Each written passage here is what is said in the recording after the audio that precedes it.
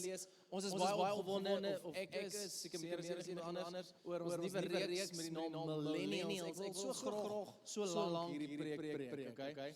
So hier is hy nou, van julle sê ek is nie 'n millennial nie, ek is Gen Z, dit maak reg saak, Chris Cross baie. Van ons millennials, daar's verskillende tyd. Ek weet nie of ek myself moet insluit of nie, want sekere mense sê sekere groepe is, ander groepe is nie.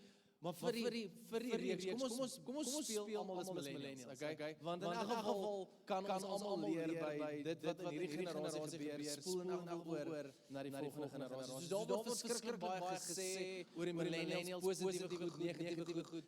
Maar meeste van julle het Simon Sinek se interview gekyk waar hy sê dat julle is dit en dat, het julle dit gekyk van julle? Ja.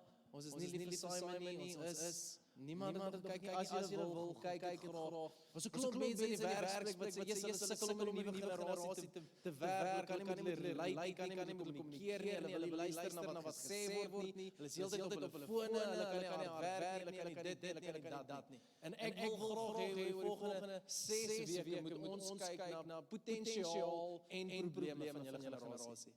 Ek glo daar's baie goed wat ons kan leer, ek glo daar's baie goed wat ons uit skrif kan leer van goed wat julle onbewuslik nie eers bewus is van nie. Dit is wat onbewuslik beteken, vir dis wat ons geweet het. En wat as julle die volgende 6 weke aandag gee, dan glo ek gaan dit jou 'n voorsprong gee bo die res en meer as dit gaan dit vir jou moontlik wees om die doel van God vir jou lewe uit te leef. Dis wat ek graag wil hê vir almal van ons. Ek dink die grootste ding wat ons aan die einde van ons lewens kan sê is, Here, ek was gehoorsaam aan wat U van my gevra het. Dit is 'n lewe volmaak, as ons dit kan sê. Daar's 'n skrif wat so 'n tema vers vir hierdie reeks en is 1 Samuel 30 vers 6 sê David served the purposes of God in his generation.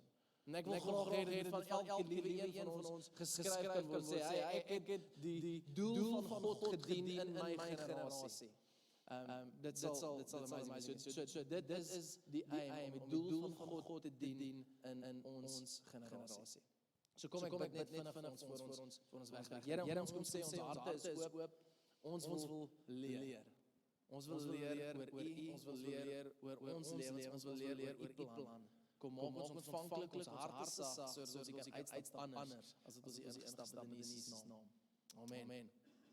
So ons eerste onderwerp is die woord grit. Sê grit vir die persoon langs jou. Het jy al die woord gehoor?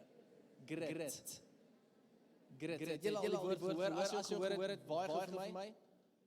Hier in die A-blok, aan die B-blok. Grit is 'n nuwe woord wat ontwerp vir deursettingsvermoë. Dis wat dit beteken. Die krag van deursettingsvermoë om aan te hou en aan te hou en aan te hou en aan te hou en aan te hou. Ek het 'n interessante paar ervarings gehad toe ek vir so 'n tydjie gewerk het in Amerika. Van julle het al hierdie stories gehoor, as jy het, asseblief luister weer, fantastiese stories. Ek dink Amerika is so 10-15 jaar voor ons en wat daar gebeur het is ek het die eerste keer ek het 'n paar werk gehad. Een was in Starbucks in 'n skioord en ons het die winkel oopgemaak, letterlik die opening gedoen en eerste dag het ek 4 ure net melk in 2 melk pitchers gegooi en so gemaak en dit aangegee. Ek het dit nie eens gevra nie. Ek was een van 8 wat net op die bar is om koffie te maak. En ek het daar gesien baie vinnig, as julle my klas so 'n bietjie kan afstel, sal fantasties wees. Ek het baie vinnig daar gesien hoe mense ongelukkig raak oor niks. En baie ongeduldig raak as hulle te lank wag, is daar 100 mense in die ry. Dis asof ons die vermoë om te wag verloor het. Ons kan dit doen, ons is nie geduldig nie. Ek het ook in 'n restaurant gewerk, dit was 'n fantastiese ervaring en ek het gewaiter en ek het eendag by een van die tafels gekom en toe kom dus 2 borde op die tafel letterlik omgekeer. En ek stap terug na die kombuis, ek sê, guys, there's something wrong here. The plates are turned over. What is happening? En hulle sê vir my, nee, dit is wat Amerikaners doen as hulle ongelukkig is met die kos op hulle bord. Ek het toe hy weer oor my ma se huis en wat sal gebeur as ek die bord omdraai? Dan kan jy sê vir my omdraai, Afrikaanse ding.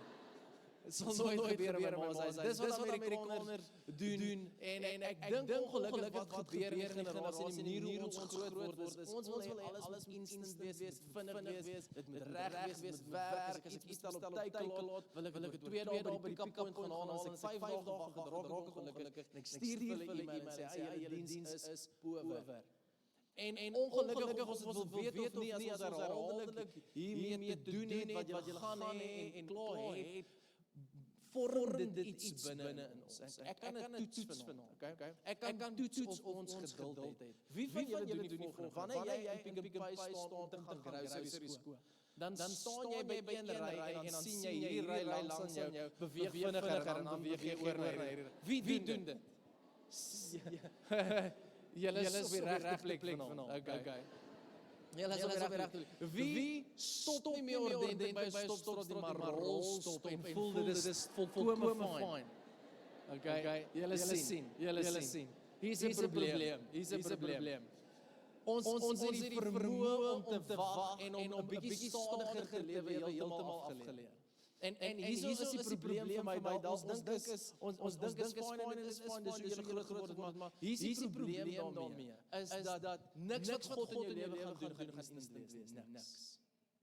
Niks gaan vinnig gebeur, en waarvoor ek bang is, dat as ons dink, hy het vinnig flink gebeur, anders is die Here nie, of anders is die goed nie, dan gaan ons die proses wat God ons opvat om ons voor te berei vir dit wat hy het vir ons, heeltemal mis, en ons gaan sê, hy dalk het hy plan verander, dalk is dit wat hy gesê het, nie meer vir my. So ek wil vir julle 'n lys noem, ons gaan seker inzoom van potensiaal versus probleme. Okay, hierdie goed is 'n mengsel van goed wat vir julle is en goed wat teen julle is. Okay, ek weet nie of sê julle ons nie, maak reg saak. Eerste een, ken nie die wêreld sonder internet nie. Spandeer 6 tot 9 ure per dag connected aan media. Okay, as dit waar is van jou, dan maak jy so. Kom ons maak deel. As dit nie, dan maak jy so. Okay. Kan ons dit doen? Okay, ons hoef almal nie, want julle sien daar's sensitief is. Absorbeer massas informasie daagliks en prosesseer dit teen hoë spoed. Is 'n goeie ding. Visueel ingestel. Tegnologie gefokus. Goeie tegnologie is vir julle, is lekker vir julle. Kort aandagspan, 90 sekondes. So jy het al klaar vergeet wat ek gesê het, sies vir jou. Raak vinnig verveeld. As dit gebeur in ons preek, sorg julle uit, water kan nie agter gaan julle spyt. Julle kan wakker bly. Oppervlakkige verhoudings as gevolg van aanlyn kommunikasie. Almal sê nee. Verslaaf van sosiale media. Okay, hier hoef ons nie kop te knik nie, meer blootstel aan porn en seks as enige ander generasie, is feit. Baie onafhanklik. Realisties, geregtigheidsgesind, jy die regte ding moet gebeur, tweede ding, soek na identiteit en daarom honger vir geestelike denke, sterk entrepreneurskap, en wil elke 6 tot 9 maande werk of span verander. Julle weet nog, julle werk nog nie. Okay, hier's twee wat ek hier wil inzoom vanaand, as ons praat oor die krag van deursettingsvermoë. Dis hierdie laaste een, dat jy elke 6 of 9 maande wil werk verander, span verander, of kursus verander. Of dat jy vinniger verveeld raak. Okay? Ek sien hierdie op 'n paar knoppies gedruk hierdie voorste rye. Dat jy vinnig verveeld. Daar's 'n boek uit, julle kan die boek gaan lees, Malcolm Gladwell het geskryf. Die boek se naam is Outliers, dis die stories van sukses stories. Hy het gegaan en hy het iemand wat 'n sukses in enige industrie gehad het gaan studeer. Hulle lewens gaan bestudeer, hy het onderhoude gehad, hy het atlete, kunstenaars, musikante, hy het besigheidsmense, finansiesmense, akteurs, almal gevat en hulle geïnterview met die hoop om die goue draad almal connect te vind. Wat is dit wat hierdie mense suksesvol maak? Hoekom is hulle suksesvol? Dis 'n goeie studie, dink julle nie? En hierso is die skokkende ding wat hy ontdek het. Hierdie gaan goed wees, as julle reg. Die ding wat hy ontdek het, die enigste ding is wat 'n gemene faktor tussen elke industrie en elke afdeling en elke persoon is dat hulle ten minste 10,000 uur spandeer het aan hulle craft. 10,000 uur. As jy 10,000 uur aan iets spandeer, dan beteken dit dat jy 3 ure per dag vir die volgende 10 jaar moet spandeer om te kan sê dat jy genoeg ure spandeer het, sodat jy dalk 'n kans kan hê op sukses in daai area. Nou wil ek vir julle vra, as jy elke 6 tot 9 maande van werk verander, gaan jy ooit die voorreg hê om hierdie te doen? Nee. As jy heeltyd veel draak, gaan jy die voorreg hê om hierdie te doen? Nee. Interessant dat die onderhoud gehad met Bill Gates, en Bill Gates weet ons is 'n baie suksesvolle, baie ryk man, hy's $5 biljoen sterk. Dis nie die enigste maatstaf van sukses nie, ons weet dit, maar in sy beroepsbedryf is dit 'n goeie maatstaf. En Bill Gates' storie is die volgende, hy het toegang gehad tot 'n rekenaar, een van die eerste mense wat toegang gehad tot 'n rekenaar. En die eerste 7 maande het hy 1500 ure spandeer om die rekenaar te leer ken en programmering te verstaan. 1500 ure. Toe nadat het hy 7 jaar, elke dag, vir 7 jaar, geen dag afgevat, 12 ure per dag spandeer om coding te leer ken. Okay, ek gaan julle daai som maak, want ek het klaar en moenie diens tyd spandeer om die som te maak en my probeer verkeerd bewys. Okay, dis tydmors, raak verveel. Okay, hierso is hoeveel ure hy spandeer, 28.442 ure spandeer om 'n rekenaar te verstaan voordat hy met die konsep van Microsoft vandag kom het, wat hom biljoenêr oor gemaak. 28.000 ure. Usain Bolt het net een oggend opgestaan en sy move gedoen en toe onder 10 sekondes gehardloop nie. Ek weet as ons dit kyk, dan dink ons jaar moet iets wees in Jamaica se water, want daar's 3 ouens net agter hom wat half op sy hakke is. Daar's nie een of ander vrug wat eet by ontbyt nie. Ek het al 'n dokumentêr gekyk na die atletiek klub toe gaan waar hy oefen. Dit is baie onindrukwekkend. Daar's letterlik die afrigter is ou wat aan die kant van die baan sit. Hy's redelik groot en hy sit daar en hy jaag net mense rond die hele dag. Die enigste ding wat daai klub goed maak is dat hierdie ou terwyl hy op sy stoel sit, basies 'n army kamp hardloop. En dat Usain Bolt as hy oor dit lyk asof hy sweef oor die wenstreep, is dit nie omdat hy dit nooit gedoen het, dit is omdat hy elke liewe dag vir die laaste 25 jaar van sy lewe ten minste 100 of 200 keer gedoen het. En ons sien nie daai gedeelte nie. Ons sien net die kamera flits en hierdie ou lyk of hy straai, hy is so gebore talent en gene in Jamaica is alles aan sy kant.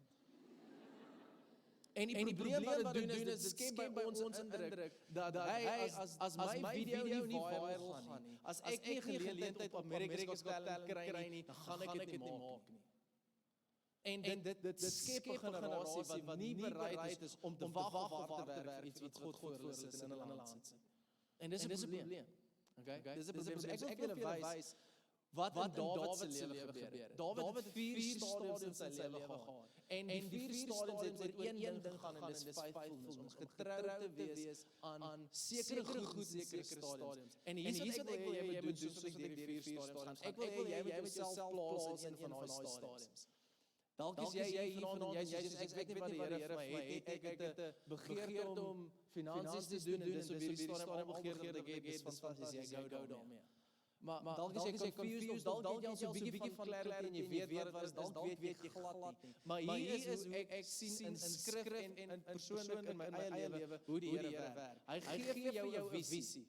Ergens in een of ander ontmoeting of iemand sê iets of jy voel iets of iets gebeur in die binnekant van jou en daar ontstaan 'n droom of 'n visie.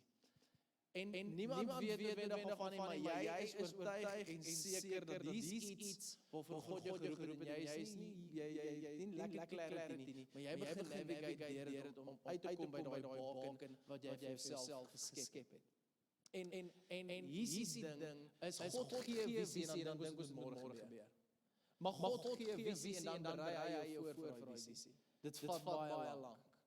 Ongelukkig. Dit vat soms baie lank vir ons om uit te kom by die plek waar ons wat ons gesien het en beleef het, wat ons actually daar stap.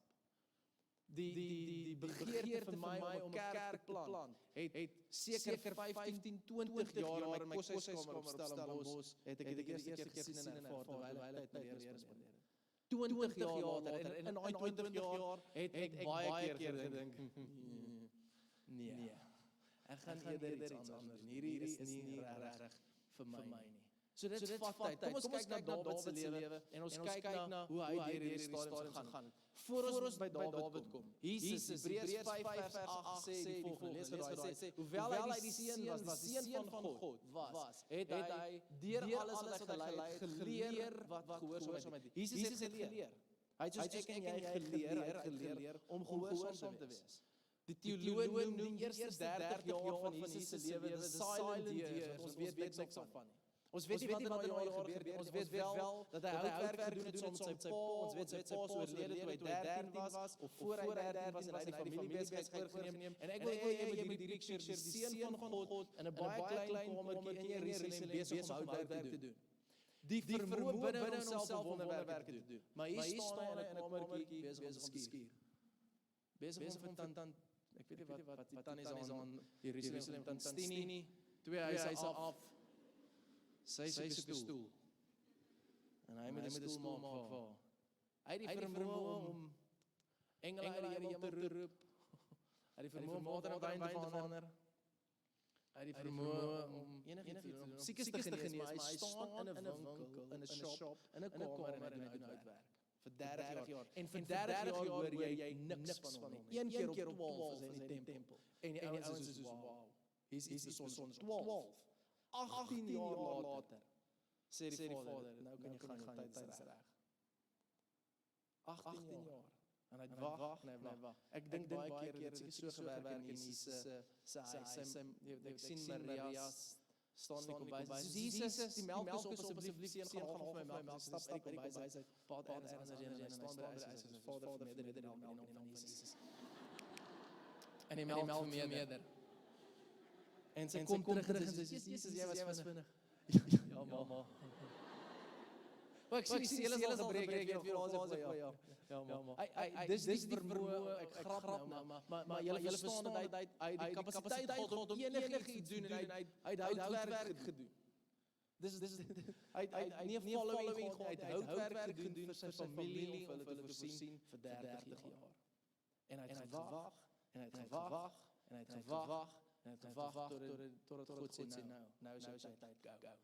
Kom ons kyk na Dawid se lewe. Die eerste gedeelte in Dawid se lewe is 'n gedeelte waar hy in Bethlehem is. Hy is besig om vee op te pas en iets significants gebeur. Eendag uit die blou uit kom Samuel by sy pa se huis en sy pa se naam was Jesse. En hy sê God sê een van jou seuns is die volgende koning van Israel. Hulle sê Dawid was om by 16 jaar oud op hierdie tyd gewees. En hy is nie by die huis nie, en Jesse is besig om sy seuns op te laai, saam met die profeet is daar die oudste staan, hy staan kop en skouers bo die res, en Samuel staan voor hom en sê, God sekerlik is hierdie gesalfde, nee, volgende een, nee, dis hy, volgende een, aan die einde van die lyn kom Samuel en hy sê, hoorie Jesse, het jy nog kinders? Ja, nog een daar in die veld, maar hy's 'n tiener, okay. Hy's hormonaal, jy weet, ons los hom daar en hy pas skaap op. Hy's regtig skrappig, hy's niks sonder jy. Ek weet nie of jy hom wil sien nie.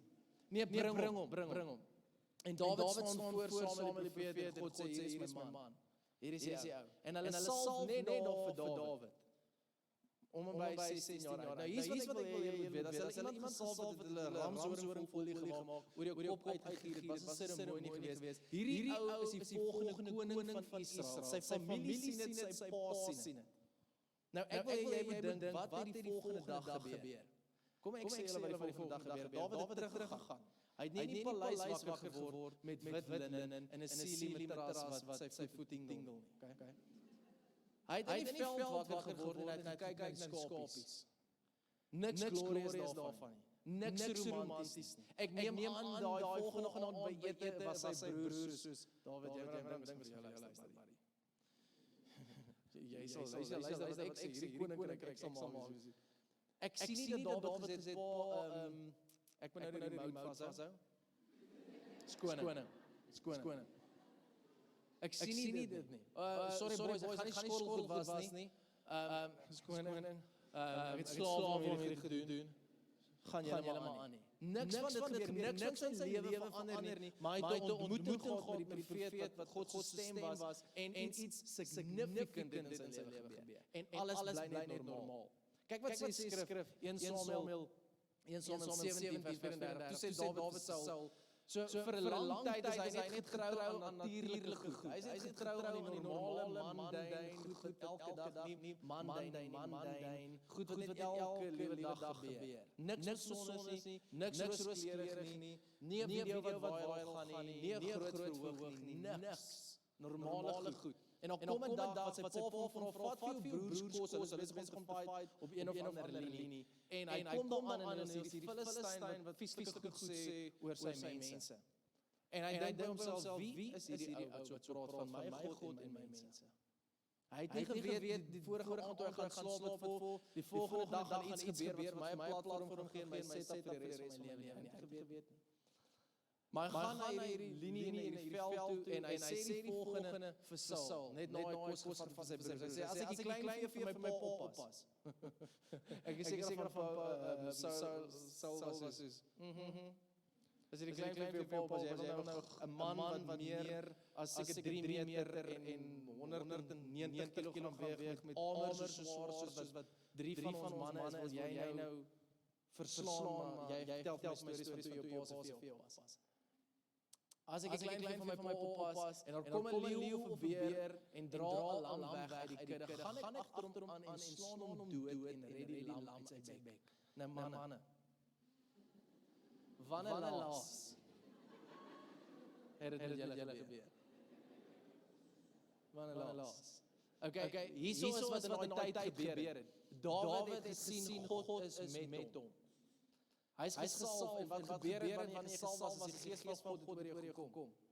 So daar was 'n paar mense in die Ou Testament wat kragtig is deur die Heilige Gees. Nie almal nie, soos vandag waar almal van ons toegang het tot die Heilige Gees. Dis op alle vlees uitgestort. Net konings en profete en priesters het toegang gehad tot 'n verhouding met die Heilige Gees. En Dawid kom agter, luister, as ek hierdie beer jaag en ek ruk hom net liggies aan sy hare terwyl hy my lamp, dan val hy ver terug, want ek het die krag van God binne in my. Hy bou sy confidence. So hy sê, as hierdie goed gebeur, dan kom ek agter God is met my en ek kan hierdie goed verslaan wat ek nie normaalweg kon doen nie. Nou vers 36, die leeu en ook die beer doodgeslaan.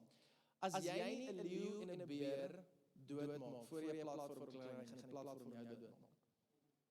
As jy nie goedjies in die donker verslaan, wat niemand van weet nie, terwyl daar nie ligte of kameras of enigiets op jou is nie, gaan die platform of enigiets wat God vir jou gee en vra om te doen, jou meer seer maak as enigiets anders. So dis belangrik vir ons om die tye wanneer niemand kyk en jou leeu en jou beer dood te maak. Okay, ek praat spreekwoordelik. Okay, maar nie nou almal hoor wildtuin, diertuin toe ry en leeu en beer gesoek. So ek het die leeu en die beer doodgeslaan en hierdie heide, hierdie Filistyns soos hulle word, want hy het die linies van die lewende God verkleineer. Verder het Dawid gesê, die Here wat my gered uit die kloue van die leeu en uit die kloue van die beer, hy sal my red uit die mag van hierdie Filistyn. Saul sê vir Dawid, gaan en mag die Here by jou wees, jong man. Of jy's mal of jy's amazing. Maar iets gaan nou hier gebeur. En ons ken die storie, Dawid gaan uit en die eerste klip gooi hy Goliat tussen die oë en is alles verby. Sny sy kop af en die vrouens van Jerusalem begin sing die volgende liedjie. Hulle begin sing, Dawid maak 10,000 dood en Saul net 1000. En Saul hoor dit.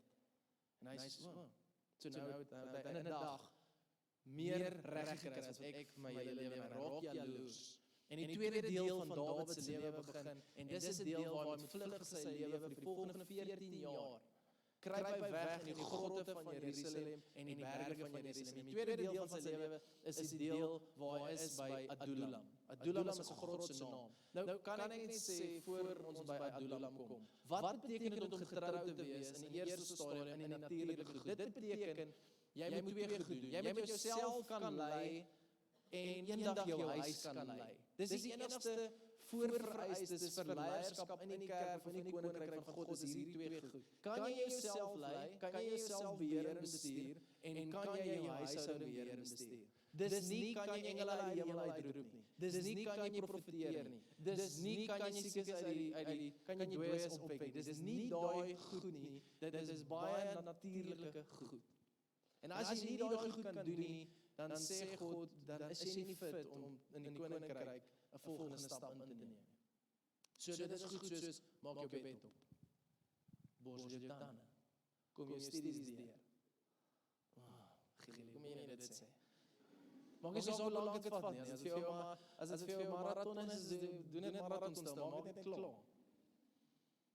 Toe ek tot 'n keer gekom het en ek het al vir die visie gehad, toe sê ek so, maar wat, hoekom swaal dit nog reg, ek moet hier in Afrika opgaan en my trokkie kry en dan moet ek hom laat plat slaan en dan moet ek daar staan en preek en ek weet nie wie sal my luister nie, maar iemand sal uit die boom sal luister.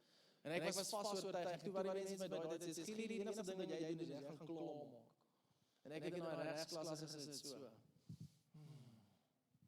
Okay, want niks in my wou gedoen het nie, maar die karakter wat gevorm het in daai tyd waar ek doen wat ek nie noodwendig wil doen nie, maar ek doen dit omdat ek gehoorsaam is aan iets wat die Here gesê het, was die beste ding vir my. Was die beste ding vir my. Getrou te wees in die natuurlike goed, die normale goed. Kan ek soms opstaan om tyd met die Here te spandeer? Kan ek dalk my tegniese aantrek begin oefen, want dit is goed vir my? Kan ek gesond eet? Kan ek kyk na myself? Kan ek kyk na my emosies en bestuur? Of is ek heeltyd all over the place? Dit is die tipe goed wat in fase 1 gebeur. Okay? Ek wil nie hê julle moet veroordeel voel nie, want julle oorrek nou almal. Ek wil hê ons groei. Okay? Dit is fase 1. Is jy reg? Fase 2 is die groot Adullam. In die grot gebeur iets interessants. Dawid het 'n reus doodgemaak en daar kom 400 ouens na hom toe, wat ouens is wat uitgeskop is uit die gemeenskap uit. Diewe, skelms, dis dieselfde ding, skuldinvorderaars, ouens wat die wet gebreek het. Dis ook dieselfde ding. Dit is die groep wat rondom Dawid kom en interessant in die tweede fase in stadium van sy lewe en dit is dieselfde vir my en jou. Word van hom verwag om mense te dien terwyl hy 'n behoefte het. So hierdie 400 ouens kom rondom Dawid en hulle sê soos Dawid, help ons. Die gemeenskap is uitgeskop, maar jy het dit reus doodgemaak. Hier is iets aan die gang. Ons is hier want ons is hier vir die show. Jesus het so 'n crowd gehad. En hy het gereeld die crowd probeer wegkry deur vir hulle ongemaklike goed te sê. Soos hy het vir hulle gesê, julle is net hier vir miracles. Maar julle moet weet dat julle is lief vir my en julle moet my volg. Dawid het net so 'n crowd gehad. Dis die eerste crowd waarmee hy doen het en ek is seker van hy het baie keer hierdie 400 klomp so gekyk wat teen baie met mekaar beklei het, baie moet opbeklei en gedink, Here, ons gaan nooit hierdie land terugvat en ek gaan as deur hierdie ouens gekroon word as koning. Hy het soos it's never gonna happen. Is klomp ouens wat nêrens inpas nie. Okay. En ek moet hulle lei. Kyk wat sê skrif gebeur. 1 Samuel 22. Dawid het daarvan weggegaan en ontsnap na die Adullam grot toe. Sy broers en sy hele familie het gehoor en daarin gegaan na hom toe. Weet nie of hulle ook die was nie. Verder het elkeen wat in die moeilikheid was, elkeen wat 'n skuldeiser gehad het en elkeen wat verbitterd was. Okay, dit is nie die crowd waarmee jy wil begin nie. Dis nie die crowd waarmee jy wil begin nie. By hom aangesluit en hy het hulle leier geword. Daar was ongeveer 400 man by hom. Hierdie crowd het op die einde van die dag by hom gebly en meeste van hulle het sy mighty men geword. Hy het vir hulle alles geleer wat hy kan en van hulle het die vermoëns gekry om een op hulle eie 1000 man dood te maak. Hulle het geleer om oorlog te maak. As jy wil ergens kom, omring jou met die regte mense. Hulle kon suksesvol in oorlog want hulle het by die beste geleer. Dit was Dawid, hy was baie skilled. Dis wat Psalm sê. Hy was vaardig met sy hande gewees. So hierdie klomp kom rondom Dawid en hulle soos Dawid leer ons, Dawid help ons, Dawid bedien ons. En Dawid is net soos Saul wil my doodmaak, ouens. Ek kan nie nou na julle kyk nie. Ek moet vlug vir my lewe. En elke tweede dag moet hulle na 'n ander grot toe gaan want Saul en sy manskap is op pad, want hy is jaloers nou vir Dawid uitwis. 14 jaar. Dink julle in daai 14 jaar erns dalk was daar 'n plek in sy gedagtes waar hy gekom het en gesê het, ek dink God het vergeet van my. Dink julle dit? Ek was al in daai berg in Jerusalem, dit's aaklig. Dis letterlik, daar's niks, daar groei nie eens goed nie. Okay, dis 'n sandsteen lelike plekke. Ek is seker in daai tyd, hy het gedink God het vergeet van my. Josef sit hoeveel jaar in die tronk. Hy sê vir die mense, as julle voor die koning kom, sê vir hom, ek is hier en ek kan drome interpreteer. Hulle vergeet vir 2 jaar van hom. Nou wat as ons alles instantly en vinnig wil hê, gaan met ons gebeur, as ons nie daai wagperiode kan doen nie. Ons gaan dit mis. Ons gaan hardloop na die volgende ding, of die beter ding. Ons gaan meer en meer en meer. Dawid wag, hy wag en hy wag en hy dien hierdie ouens, soveel sodat hulle iets word wat beter is as hy. Dis goeie leierskap. Hy dien hulle, hy leer hulle, hy lei hulle, ek is seker van hulle was in die sessies waar hulle geworship het, saam met hom op die harp gespeel het, hulle het saam met hom oorlog gemaak, hulle het saam met hom gelewe, vir 14 jaar. En hierdie ouens raak so loyaal aan Dawid, dat hy een keer sê, ek is dors, en hulle is bereid om deur 'n Filistynkamp te breek, om water uit 'n put uit te gaan haal, en vir hom te bring. Vol bloed, kom nou aan. Nee, ons het gou die hele Filistynkamp uitgewis, want jy sê is dors. Hier is Dawid. En Dawid sê, ek kan nie die water drink, dit is heilig, en hy gooi dit uit. Hy sê, Here, dit is 'n offer vir u, want dit is heilig. Want hierdie ouens se harte het begin, wat iets binne hulle begin gebeur.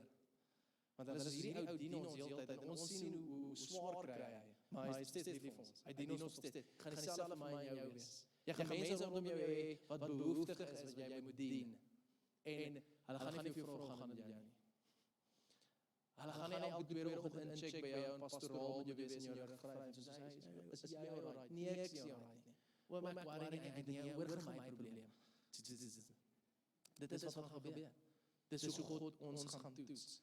Dis die derde fase is die fase van Hebron. Ek weet julle is almal so opgesaai om te begin met hierdie proses. Die 5 vriende maak so gesê dan kyk. Okay, dis goeie nuus hier. Dis goeie nuus. Hebron is die derde plek. Hebron is die hoogste plek in Israel. Dis 3000 voet bo seespieël. Okay, daar is nie 'n natuurlike hoër plek as dit nie. Dit is baie moeilik om daar uit te kom. En hierdie groep wat om hom gekom het, hierdie 400 ouens wat mense bygekom en hulle gaan Hebron toe, hulle kom by Hebron aan en Dawid sê iets interessant. Hy sê vir hulle, luister, is julle vir my of is julle teen my? Julle kan nie nou net hier by my wees vir julle moet hier wees vir my, want God het 'n plan. En hier's wat hierdie ouens sê, dis die plek van verbondverhoudings. Almal van ons gaan by daai plek kom. Ons gaan moet kies wie ons rondom ons wil hê. En ons gaan onsself omring met mense wat ons verder vat en motiveer en nie aftrek en minder maak. Almal van julle gaan oor die volgende 10 jaar 'n produk wees van die 5 mense waarmee jy jouself omring. Dis 'n statistiese feit. Dis nie eers 'n mooi sê ding nie, dit is 'n feit. Jy gaan wees wie jy jouself mee omring. Okay, en weer is nie die mense wat saam met jou na die kerk gekom het, so loer net so vir hulle, jy moet lekker wees. Dit is 'n plek van verbondsverhouding. Dawid sê hy, is hy vir my of is hy teen my? En hierso is wat daar gebeur. Hierdie ouens sê, Dawid, ons is vir jou. God het jou aangestel en ons salf jou nou as koning van Jerusalem. Hy moes omtrent 16 jaar wag tot dit wat gebeur het in sy pa se huis, terwyl niemand gesien het nie, manifesteer en realiseer sodat ander mense dit herken. Jy gaan soms baie lank moet wag om iets wat binne jou gebeur het te sien dat hierdie is ander mense is besig om dit te erken. Ander mense is besig om dit te begin raak sien. Mense sien my vaardigheid, mense sien my karakter, mense sien my deursettingsvermoë, mense sien die feit dat ek bereid is om 'n ekstra myl te gaan. Want God het 'n werk, 'n karakterwerk binne in jou kom doen. Moenie opgee in die middel van die proses nie. Moenie opgee nie. Aan die einde van daai proses is hierdie beautiful plek waar mense rondom jou kom en soos hy ons weer arms oplig. Ons glo wat jy wil doen. Ons glo wat God vir jou gesê het en ons sien dit raak, ons support jou met alles. Die vierde en die laaste plek is die plek waar hy regeer. Dit is Sion. Sion was 'n plek wat niemand nog ooit ingeneem het nie. Niemand, nog nie enige van die vorige rigters of enige van die konings kon in Sion uitkom nie. Dis onbereikbaar, hulle mure is te hoog. Toe Dawid en sy manne rondom hierdie plek stap, toe het hulle al vir mekaar geveg. Hulle het al honderde ure in training camps deurgebring. Hulle het alles van mekaar gesien. Hulle het gesien hoe Dawid nie rebels is nie, maar nie vir Saul doodmaak terwyl hy koning in die grot nie. Hulle het gesien hoe hy die water uitgooi want hy worship die Here. Hulle het alles van mekaar gesien. En hulle kom by hierdie plek en die ouens van Sion hang oor die mure en hulle terg Dawid en sy manne en sê julle sal nooit hier binne kom nie. En hier is wat gebeur, hier is beautiful. Okay. Dit is soos iemand met 'n fliek van maak. Dawid draai om na sy manne toe en hy sê, ouens, is van julle wat 1000 manne kan doodmaak op julle eie. Is van julle wat regtig vaardig is. Is van julle wat in die mure kan uitklim, nie teen een soos Spider-Man. Klink my dis iets wat manne daar rondom was. Hy sê vir hulle die een, dis soos 'n kompetisie. Hy loods 'n kompetisie. Dis hoe jy mans aktiveer, okay? Die een van julle wat eers bo Sion se muur kom, en die eerste een aan daai kant doodmaak, is die kaptein van my weermag. En hulle is soos, it's on. Is reg Dawid? En hulle is soos, en net so, neem hulle die stad in. En binne 'n dag, wat ouens maande en jare vat, binne 'n dag neem hulle 'n stad in wat niemand kon inneem nie, want was te hoog, te groot, die mure te hoog. Maar omdat hulle so lank by mekaar was en so hard getrain het, was hulle so eenvoudig. Dis wat gebeur as jy daai 10.000 ure insit. Dit wat supposes om vir jou moeilik te wees, gebeur so maklik met die guns van God en die karakter van Jesus sal klaar in jou en dit is makliker vir jou. Dit is die potensiaal wat jy binne jou het, as jy bereid is om nie na elke tweede ry te gaan, want jy wil vinniger maak, as jy nie meer rolling stops doen nie, as jy nie meer al die goed doen om instant gratification te kry, maar jy is soos, ek sal wag, en ek gaan wag vir wat die Here wil doen, en ek gaan getrou wees, en ek gaan geduldig wees, en ek gaan in daai poskantoor ry staan as 'n artikelklerk, al is dit horrible vir my, ek gaan al staan en ek gaan wag tot die bank oopmaak, want ek weet my boss is en drink 'n fantastiese cappuccino in sy grand fancy car, en hier staan ek kan skors 'n kaartpaaiement betaal, maar ek is in die poskantoor se ry, en hier is ek. En ek beloof julle, dit gaan met gebeur. Dit moet gebeur, gaan met gebeur. Hier staan ek. En jy gaan môre weer staan. En ek gaan nie vir jou dankie sê nie. Jou baas gaan nie vir jou dankie sê en vir jou high five gee nie. Hy gaan sê, jy moet lekker wees. Môre is jy bietjie vinniger maak, hoor? Bietjie vinniger maak. Daai R4,000 'n maand wat ek vir jou gee, koop sommer vir ons almal 'n cappuccino. Ons is so 10 mense op staf. Koop net vir ons sommer op pad terug. Kry vir jou. Okay, meneer. Is goed so. As ons nie daai stappe kan doen nie, daai doodnormale goed, ons kan nie getrou wees en ons hart skoon hou en nie verbitter raak nie. Kan God nie binne in ons karakter kom vorm, sodat hy ons kan op die regte tyd sê, hey, daar was 18 jaar van silence, maar nou, go, gaan nie. Dit is nie 'n instant ding nie. God se koninkryk werk nie instantly nie. Dit werk met tyd, dit werk met karakter, dit werk met ons moet wag. En ek weet, dis nie wat julle vanaand wil gehoor het nie, maar dit is die waarheid. En die waarheid maak ons eers seer en dan maak ons vry. Okay, so as jy gaan uitdaag en dink dit is 'n sprint, en soos ek gaan op 28 finansiëel vry wees, daai nonsens wat mense sê, okay? Go for it. Okay. En bel my op 28 as jy finansiëel vry is. As ons kan wag, en soos Here, U gaan my deurbraak gee. Here, U gaan dit wat U in my hart gesit het, daai tyd gaan U volbring. Ek kan dit sien, ek weet nie hoe dit nou gebeur het, maar ek getrou bly aan wat voor my is. Gaan God iets amazings deur jou lewe doen. Moenie moed opgee nie. Kom ons staan. Ek wil bid vir ons.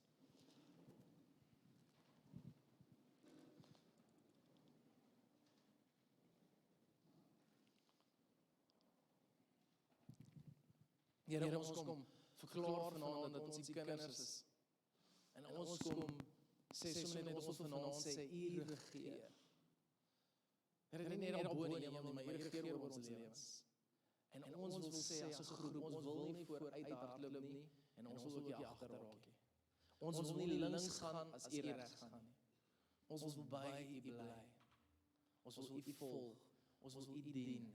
Maak nie saak hoe ongemaklik dit vir ons raak nie. Maak nie saak hoe sacrificial dit vir ons voel nie. Maak nie saak hoe groot behoefte ons het en niemand sien dit raak nie. Maak nie saak wat vir ons voel, ons is totaal en al alleen nie. U roep ons. En jy het nooit gesê dat gaan maklike maanskynenwyse is. Inteendeel, jy het gesê, as die wêreld dit vir ons moeilik maak, ons na U toe kom. U gaan ons rus gee. Ons moet leer by U. En vanaand wil ons as 'n groep kom en sê dat ons is afhanklik van U. Ons is totaal en al afhanklik van U. Ons wil self weer begin en sê, kom vorm daai karakter binne ons. Kom vorm wat U wil doen binne ons. Hierdie is dalk nie vir ons maklik om te hoor vanaand nie. Maar ons wil onsself submit aan U. U is Heer. U is in beheer. Ons wil ons knie buig vanaand voor U. So terwyl elke oog toe is,